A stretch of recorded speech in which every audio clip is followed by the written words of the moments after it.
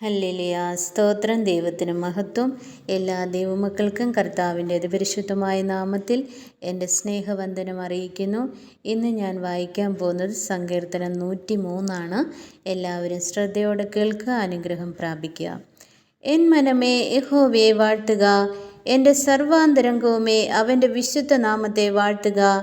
N മനമേ യഹോവയെ വാഴ്ത്തുക, അവൻ്റെ ഉപകാരങ്ങൾ ഒന്നും മറക്കരുത്. അവൻ നിന്റെ അകൃത്യമൊക്കെയും മോചിക്കുന്നു, നിന്റെ സകല രോഗങ്ങളെയും സൗഖ്യമാക്കുന്നു. അവൻ നിന്റെ ജീവനെ നാശത്തിൽ നിന്ന് വീണ്ടെടുക്കുന്നു. അവൻ ദയയും കരുണയും നിന്നെ അണിയിക്കുന്നു. നിന്റെ യൗവനം കഴുകനെ പോലെ പുതുക്കി വരത്തക്കവണ്ണം അവൻ നിന്റെ വായ്ക്ക് നന്മ കൊണ്ട് തൃപ്തി വരുത്തുന്നു.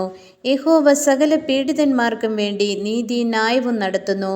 അവൻ തൻ്റെ വഴികളെ മോശയെയും തൻ്റെ പ്രവൃത്തികളെ ഇസ്രായേൽ മക്കളെയും അറിയിച്ചു.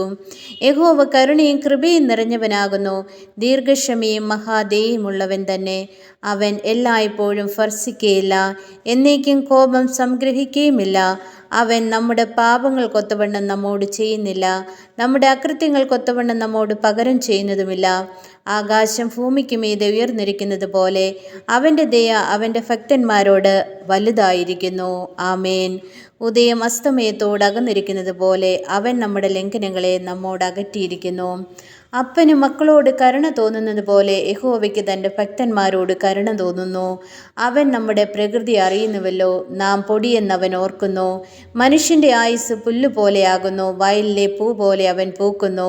കാറ്റ് അതിന്മേൽ അടിക്കുമ്പോൾ അത് ഇല്ലാതെ പോകുന്നു, അതിൻ്റെ സ്ഥലം പിന്നെ അതിനെ അറിയുകയുമില്ല.